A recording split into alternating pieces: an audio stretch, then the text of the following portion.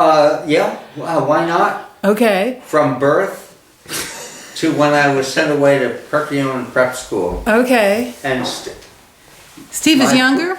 huh? Steve is younger or older? Oh, he's my little brother. Ah, He was my little brother. okay. I slept in the same room with him. I tortured him. I Well- tortured others. Well, that's what we want to talk about. Of course. Yes, the torture. The torture, yeah. Yes. Well, I can't talk about my relationship with my little brother unless I talk about torturing people. Okay. So, So I'm here with my brother. I haven't seen him in a while. how long? But he's my little brother. That's About 13 years. 13 years. Wow. yeah. Did you guys change? Did you? Well, did we change? Yeah, we did. He got a new hat. Yeah, I got a new hat, but only for this occasion. It's very And, festive. Yeah, but Steve was absolutely a germinating influence on how I lived my whole life. How so? Well, I was born January 30th, 1940, at the beginning of World War II. Steve, when were you born? January 21st, 1947. A year and a half after the war was over. So I was his elder brother. And we moved to Allentown from Baird Road In Bryn Mawr. in Bryn Mawr. No, you were born in Bryn Mawr, but that was in Lower Merion. Excuse me, yeah, Right, right. right. But he was born in Bryn Mawr. And well, as soon as I get a drink, I'll be fine. What do you have to do to get a drink around here? Yeah, well, I'm a man of few words, but when I speak, no one listens, okay? And Steve came along in 1947, so, but by that time, I was already schizophrenic by the age of, I'd say, 4. Something happened in my brain, and I started having weird, I think it was because I was spent a lot of time with my sister Nancy. And she was traumatic? I needed a glass of water. Is this serious? Yeah, Yeah, go ahead. It's first fine. of all, I need a drink. Yeah, you know, some of that I'm Nancy's not going here to into defend some herself. very dark places.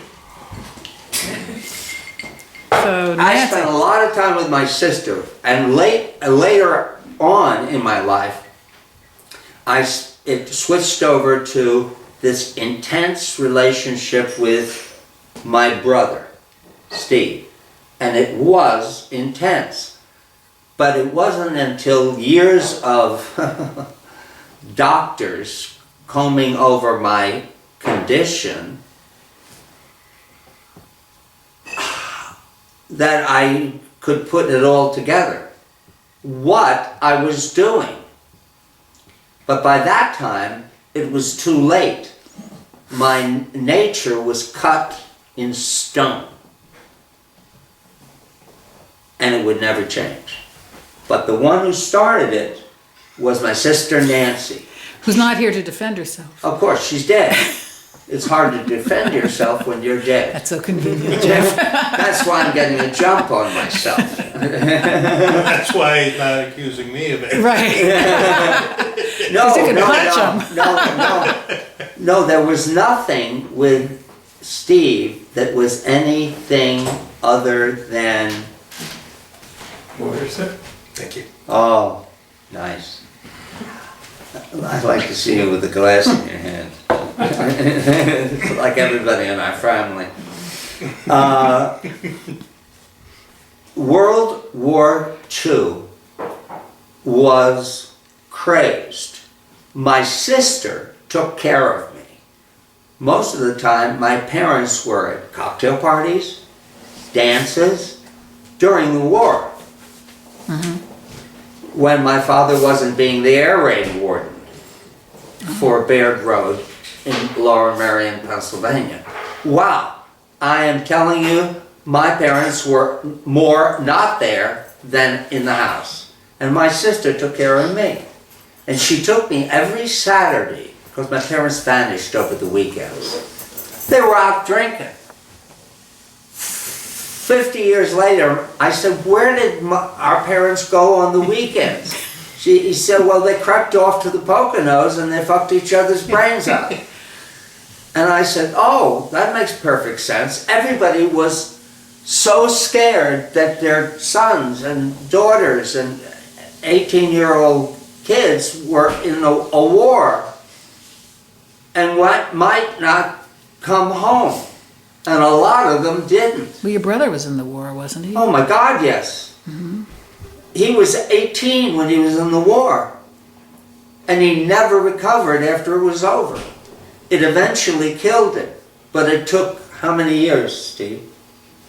Until he was 53. 53. He exploded. From booze and cigarettes and God knows what else. But my sister,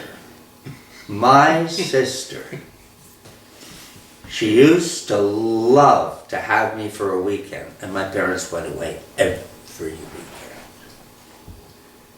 And she would take me every Saturday morning to downtown Philadelphia to a dance that was held on like the 10th floor of a business building. And during the war, on Saturdays, it was closed down and left to the kids. You know, Frank Sinatra was singing at the Forest Theater. They were showing an Abbott and Costello movie. And that's where we went after the dance. And I would sit with other kids and watch these teenagers and the boys who for one reason or another were too young or turned down, dancing, the jitterbug, and those songs. And my sister was the first one who noticed that of all the kids that were brought along with their sisters and their brothers and things like that, and the parents were out shopping, I was the only one who got up and danced and moved with my teenage, my sister. And Nancy was the best dancer. And she was the only woman I watched. But I was morbidly fascinated by the guys. The pants were high then. The ass looked great. We should bring that back. I couldn't take my eyes off the guys and my sister. And she noticed that I was mouthing the words of songs that were popular in those days. And she said to me one night when we got home, would you like, do you want me to teach you a song to sing? And because I see you mouthing the words. I was 3. It was 1943. And it was Elliot Lawrence and his orchestra. He went on to go to arrange in Hollywood for Fred Astaire. But in those days, he was doing this, and it was it was on the 10th floor. It was like a basketball court, but it had a stage and this open space. And one night we came home and then we would go to a movie theater and hear, see the Three Stooges kicking each other in the face. And I just adored my sister. And she sang really well. She sang really good. She could sing. Oh, she could sing. She really could. And she could dance. And what happened to her was tragic in the long run. But when she was young, she was one of a kind. And she taught me the first song I ever sang. And it was called I'm a little on the lonely, a little on the lonely side.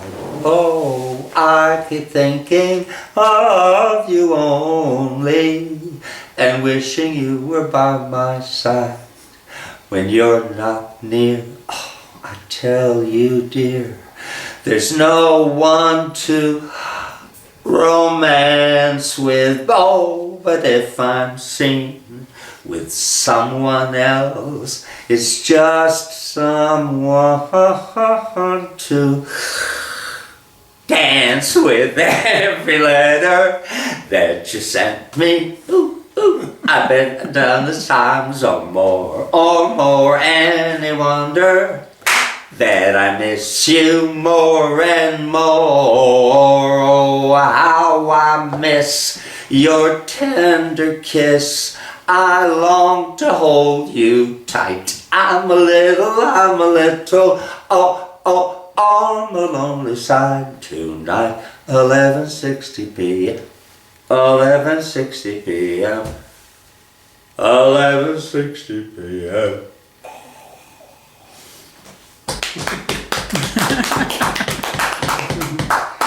And that was the first song I learned. And she would teach it to me phonetically. And then she started teaching me other songs. Until finally I had a repertoire. And once I had a repertoire, she brought me down at a party. My father was always pushing cement. And he had all these gangsters in there from Jersey wanting to buy his cement. And my sister brought me down, put me in front of the fireplace, behind the fire screen, and she put a white sheet behind me, turned off all the lights, put on a flashlight, and I sang, I'm a little on the lonely side. I was 3 years old. And from then on, I didn't stop singing. I just start singing a cappella at the drop of an hat.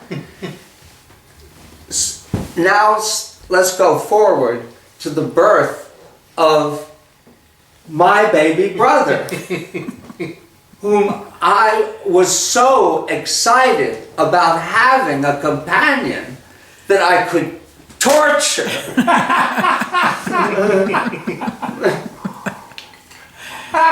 I was beside myself. It's amazing that a cappella singing as a cute little boy led to a homicidal maniac. It often does. Does it often? Sure. Well, I'm sure you know all about it. Yeah. Yeah, you had a mother. The night he was born, I was so nervous about it. I was in tears. And when I saw him, and he was a tiny little baby, and he was little for a very long time. He was a tiny kid. The pictures of us, he looks like a dwarf. He's 6 feet tall. He's over 6 feet tall. And he's a big man. And I feel like my own brother then. it's that weird thing. It's like he's the adult and I'm him then. So, okay, what am I going to do? We shared the same bedroom. We were together virtually when school came to an end for the day. It was us and them.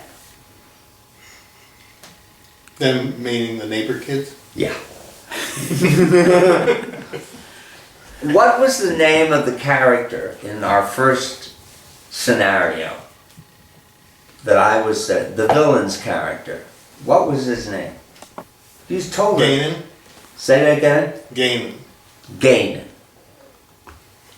I like the name of it. It sounded evil. Mm-hmm. Here comes Gainan. Gainan's back in town. Gainan would die and still come back to town. Still come back to town. Yeah. Over and over and over again. And we played out these right after school. And all the kids would get together and I would figure out a scenario for them. Favoring, as the hero, my own brother, who was little. When did I start doing this? How old were you when I started with the... You know, I don't know that I can remember how old I was. I would suspect I was probably 5. 5. He was 5 years old. So you were writing plays. I was already creating scenarios based on movies. So you were 8 and he was 5. Is that it? We didn't have any scripts. We were just props for violence. That makes sense. Knowing him as I did. So, what were some of the more bloody things that we cooked up? Oh, well, I cooked up and you participated in as a willing accomplice, as I recall. Or what? Or, You know, I guess, you know, I probably was a willing accomplice because, you know, it was actually fun. I mean, nobody ever got killed, but close. close. Well, like, give us an example. Well, probably one of the earliest episodes was we were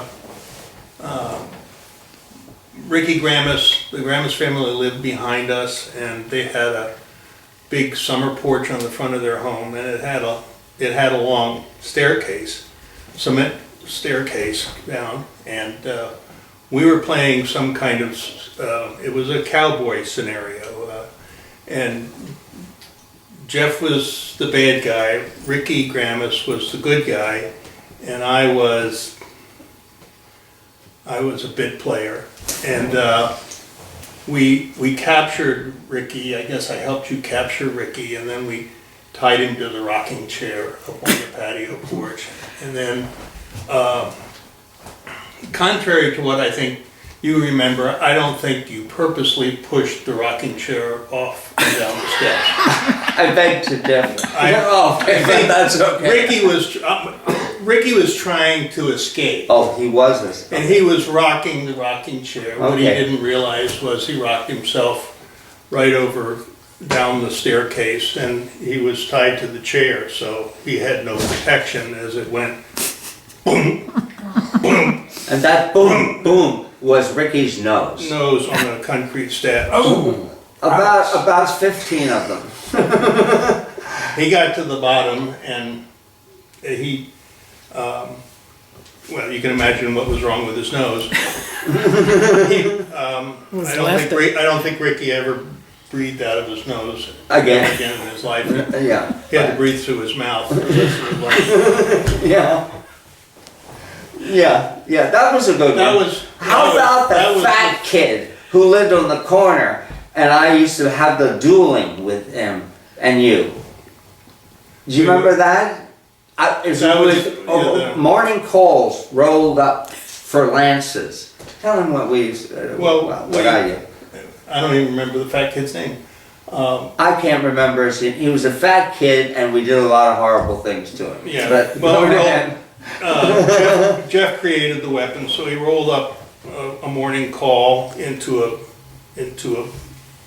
bat, if you will, for the fat kid, and then he would do the same for me. Only he would put a broom handle in mine, and so then we would get up on a sawhorse that was built more like a balance beam, a gymnastic balance beam, and we would start at either end, and the fat guy and I would approach each other in the middle, and he would swing and hit me multiple times, and it wouldn't do anything to me, and then I hit him once with the broomstick, and he'd fly off.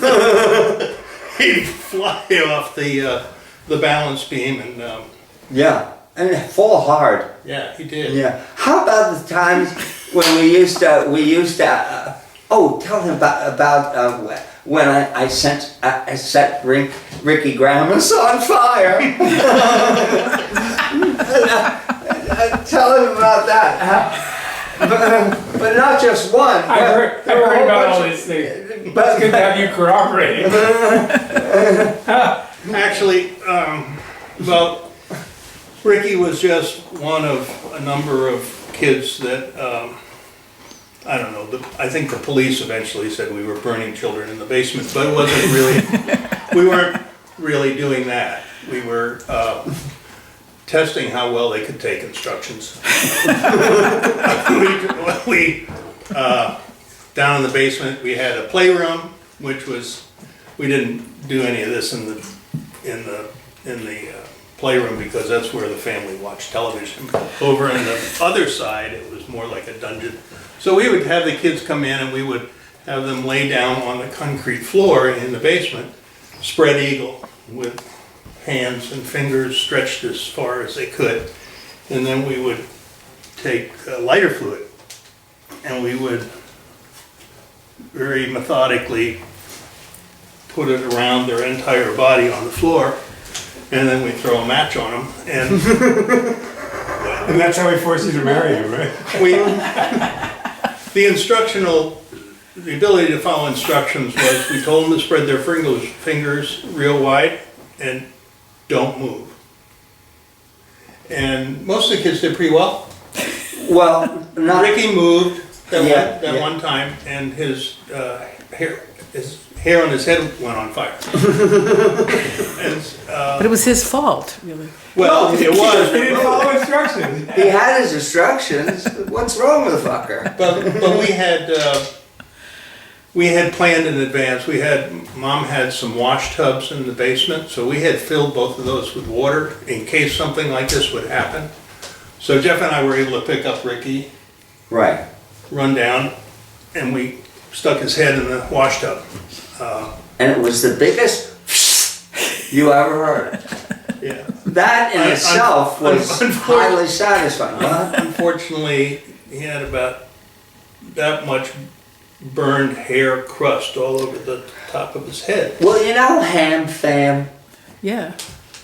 Tell him the story about when I went into Ham Fam one This is night. all acceptable. You can keep talking. And what my father asked of the cops. Tell him about that. This was a little later. Yeah, this was a little later. Yeah. You were probably 14 or 15. I don't think I was. It was before Dad banished me to Perfume. Perfume and prep school, and he had a nervous breakdown that day. Because you were gone? Oh yeah. Oh yeah. We were Well, we but were I inseparable. But I recovered quickly because I inherited all the lighter fluid. Oh, that's true. Woo, woo. Okay. So Jeff decided one night that it would be fun to dress up like a Russian spy, or not like a spy, and there was a gun of sorts that was in our home, Right. It happened to be, I think, Nancy's first husband's gun, Jack Oates. Jack Oates, yeah. Anyway, Jeff pocketed the gun in a raincoat, and he put one of my dad's fedoras on so he looked like a spy. And he went into the Hamilton family diner, and he said that he was being chased by Russian spies, and they were outside and they were going to come in. There was going to be a shootout. Everybody had to get down. Everybody got down behind tables, and the waitress staff were laying on the floor, and the cooks were down on the floor. Everything was burning on the grill, and it was before SWAT teams. And the Allentown police were called, obviously, and they showed up. Their SWAT team consisted of 4 police officers who had brought Jeff home on previous occasions. They just walked into the Hamilton family diner and said, "Come on, Jeff, cut the shit. Come on, give us the gun." And they brought them. In those days, they didn't throw everybody in jail. They just, as they had done previously, they brought Jeff to the front door of the house. They rang the bell and they presented Jeff and explained to my mother, and my dad was sitting there, what he had done. And my dad looked at the detective and said, "Did he use any foul language?" And my mother and I looked at each other like, Like that's the issue. and the detective looked back at my father and said, "No, Ben, he was a perfect gentleman."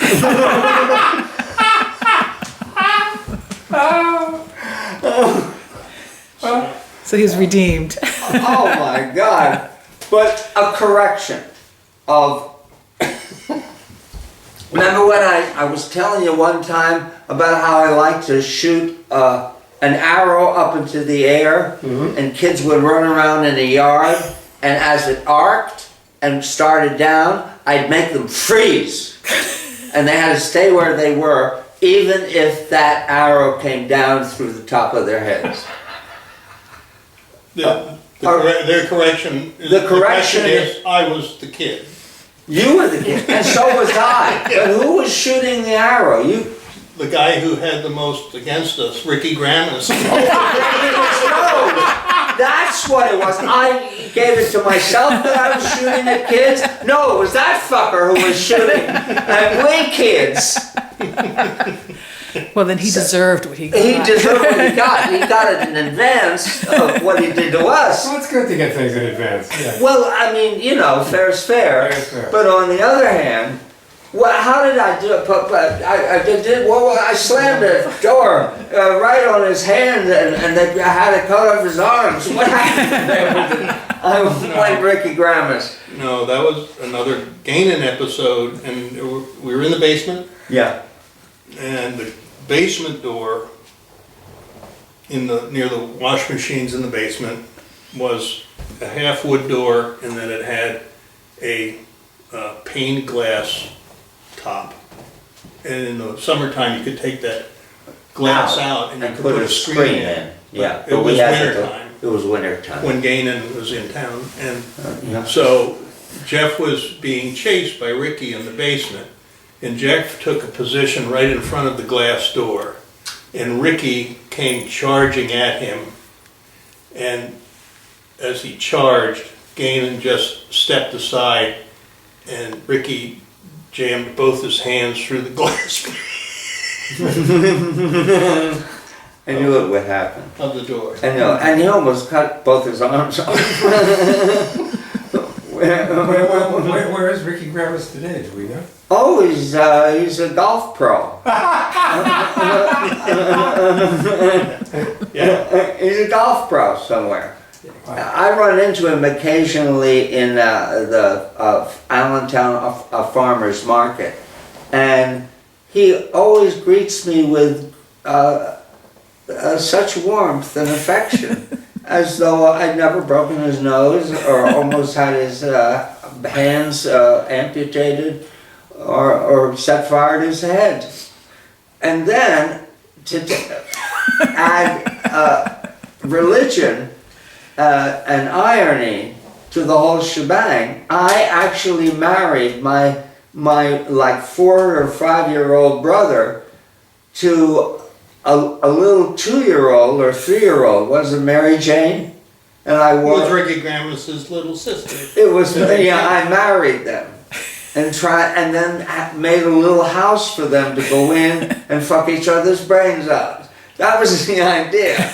That was what was supposed to happen. Did it? Child bride. But no.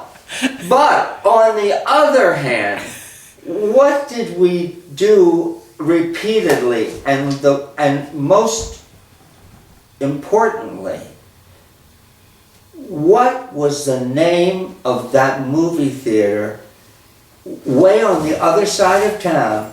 We walked all the way, I'm talking about down to the bridge that goes across to Western and Electric, Bethlehem, and the Boulevard Drive-In Theater, where we used to spend so many Friday nights with my mother. It wasn't the 13th Street Theater, was it? No, it wasn't the 13th Street. It was so far down, it was almost onto the boulevard. There was a movie theater down there. Yeah. But it was foreign movies. Nobody went. We went. Uh-huh. What was the movie we saw when we cried all the way home? The something of the soldier, Ballad. a ballad of the soldier. I don't know the movie. It's a Russian movie with subtitles. We sat there. About World War I or World War II? World War II. Was No, it? one. One. It would be one, yeah. Yeah, One. World War One, Uh-huh. and it was Russian, and it has subtitles. And he was what? Young, I don't know, I don't remember, 5, 6? probably, something like that. The protagonist. I still can remember, I think the whole thing's, the most stunning scene in the movie was absolutely the last scene. Let us see. Where- When he has like 15 minutes left after he does everybody else in the platoon favors because he did some heroic act and he got 24 hours. But everybody wanted him to tell you're going through Kiev, please drop this off for my lover. And so he gets, and by the time he arrives back at his mother's home and his sister's home, he has they're coming to pick him up, take him back to the front. And you get the idea, he'll never return. Yeah. And he's running through the fields calling his mother's name and his sister's name. And I look over at Steve and the two of us are absolutely gone. We're sobbing. And then when it's over, we have to walk all the way back down through town and over to the other side of town. And my parents weren't home. They were gone. I was taking care of my brother. Then I made one of the most awful things possible on my brother that changed my relationship between me and my father. And I became, for the first time, an active impediment to inhabiting the same house as everybody else. And that was when I almost scared my brother almost to death. I mean, he was literally terrified. What did you do? It was unbelievable. I turned the narrative over to my brother. He was the victim. Speak, victim. Well, which event this was. This is the one where I hid in the closet with the ugliest, Oh. most horrible. No. It was, I think it was a summer's evening, and I think my parents were out in the backyard, which they were often. And my brother had disappeared earlier in the evening. I don't know how long he was gone, but I was starting to wonder where he was. And it was now dark. My parents were still out in the backyard. And I walked into the house, and I couldn't find him anywhere on the first floor. And so I started up the stairs to the second floor, and I went into our bedroom. And as I remember it, you weren't in the closet. You just happened to be standing in such a way that I could see you from behind. But you appeared to be looking into a mirror or something. And I came up behind you, and I think even before I was able to say something, you kind of wailed around at me, and he had the most grotesque mask or makeup on, and he was all hunched over, and he had fake hands on that looked like all bloody and things, and he wailed around at me and started to, well, my first thought was, I gotta get away, and so I started to run.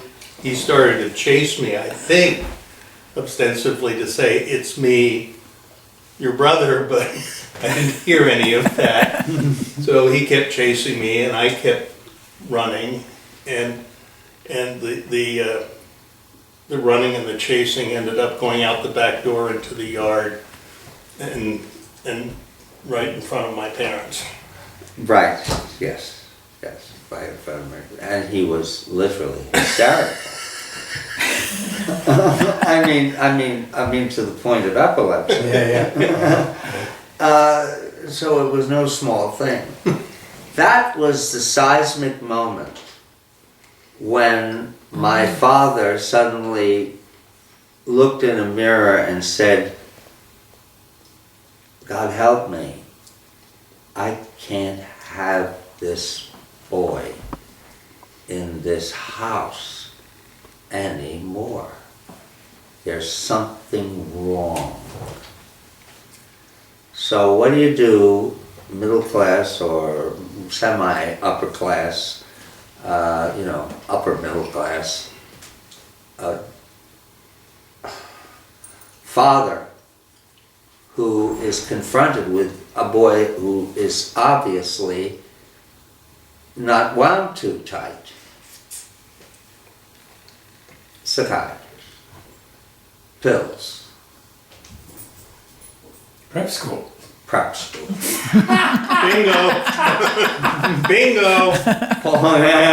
When in doubt, prep schools. Yeah.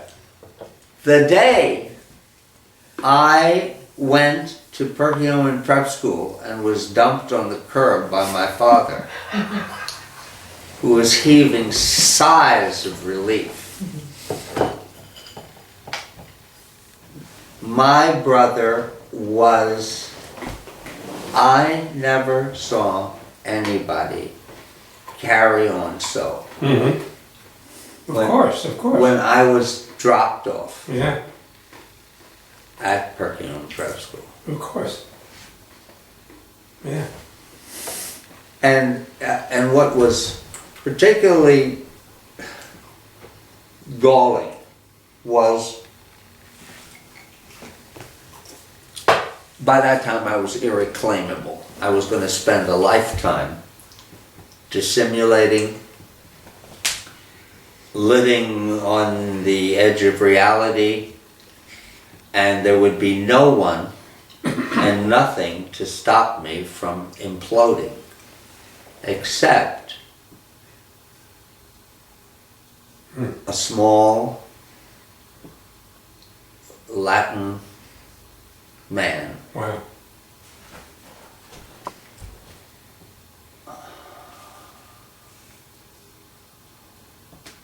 with a will of iron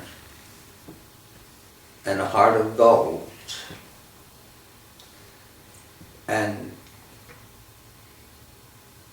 But I didn't know that then.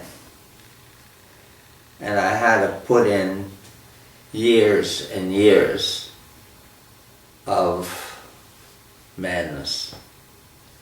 Through multiple prep schools, suicide attempts, terrible things like dressing up in my father's tuxedo, going down to Hess Brothers and using his credit card to buy perfume, and then go out and lay on the tracks and be taken by the police to W6 in Allentown Hospital. Why W6? The greatest drugs available in Allentown, Pennsylvania were on W6, particularly designed for out of work, adolescent, stone mad Pennsylvania Dutch deadbeats. And we knew it then. And I was like 13, 12. So when Dr. Hamowitz, but he changed his name to Hames so he could practice in Allentown, Pennsylvania once a week. He was the one who said to me, you know something? He said, you like to talk. And you're very, very theatrical. And I just saw in the Morning Call, they're casting Death of a Salesman by Arthur Miller over at the Civic Little Theater.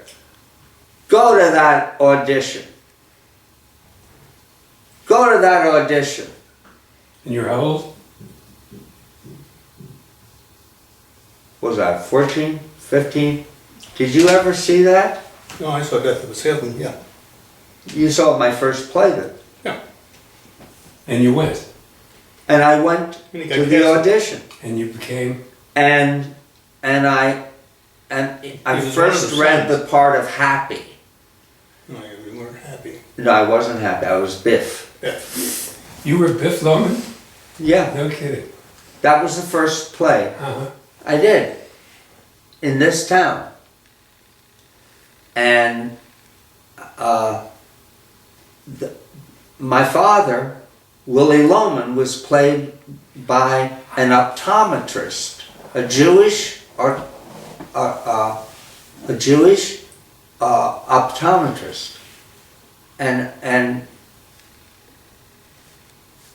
I can't remember right now. I don't remember.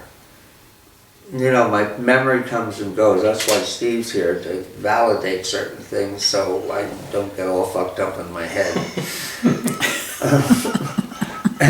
And so I went and I read for Happy, and then the optometrist said to me, let him read Biff. And I read Biff, and they said, could you do it? Do you want to do it? I said, yeah. And it was a scene where I go to give my father a gift on his birthday. Yeah. When he's on the road, Uh-huh. and he knocks on the door, Biff does, and a hooker opens the door in her negligee. Yeah. And then I have to confront my father with my gift for him. And at that scene, my father left the building. Uh-huh.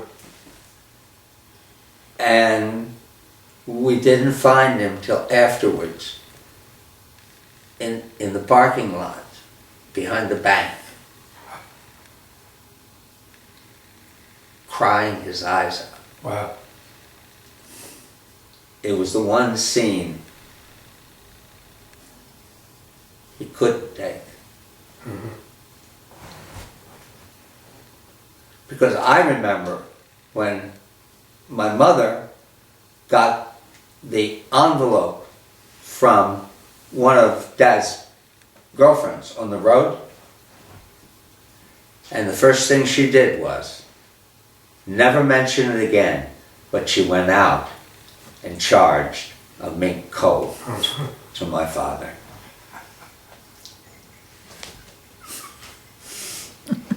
That's how she settled the issue. That makes perfect sense to me. Yes, Yeah, very pragmatic. yeah. She wasn't going to walk out. He was a good breadwinner, but she wasn't going to let him forget it. Where'd she get the mink coat? S's? Probably? Or no? Of course. Of course S's. Or what? Wait a minute. It was that other No, place. there was a furrier in Yeah, the furrier on the corner There was of a really 8th Street. high-class furrier in town, I don't remember. No, she didn't get it at S Brothers. She bought it at a furrier. It wasn't Flemington Furs, was it? Huh? It wasn't Flemington Furs, was it? Were they on Hamilton Street? I think they had places like all over. No, this was a local. This is just, yokel. oh, okay, Yeah, with Cool. good furs. cool. So how old were you again when this took place? When you were a bit? I was. I think you were older than 14 when you did Biff. How old? 16? God, it's impossible for me to tag, I don't know.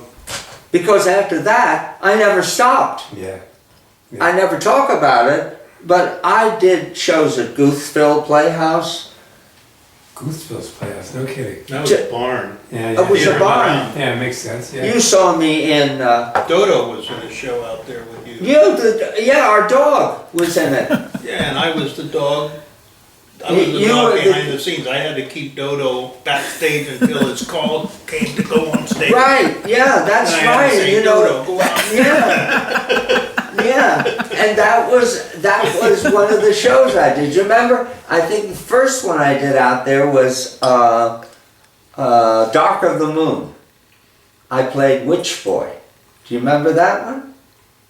Maybe you weren't there then. I remember Rashomon at the theater. Oh, Rashomon. At the old theater in Bethlehem. Oh, that's right. When they almost cut my finger off. Yeah. Yeah, that's right. That was getting back at when you almost cut my finger off.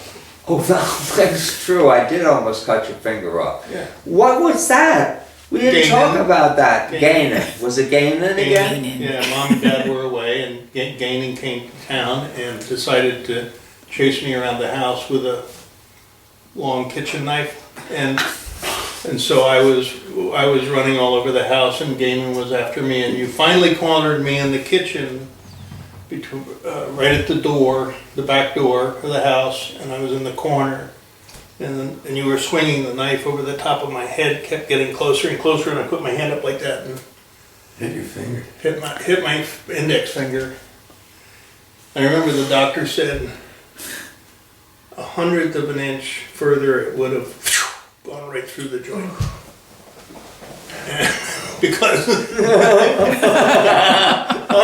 Oh, you bad boy. and when Mom and Dad got home that night, of course my hand was all bandaged. I mean, to the fare-thee-well because they went over to Allentown Hospital, and they asked what happened, and I said we were cutting tomatoes to put on top of the pizza, and I hit myself with a knife.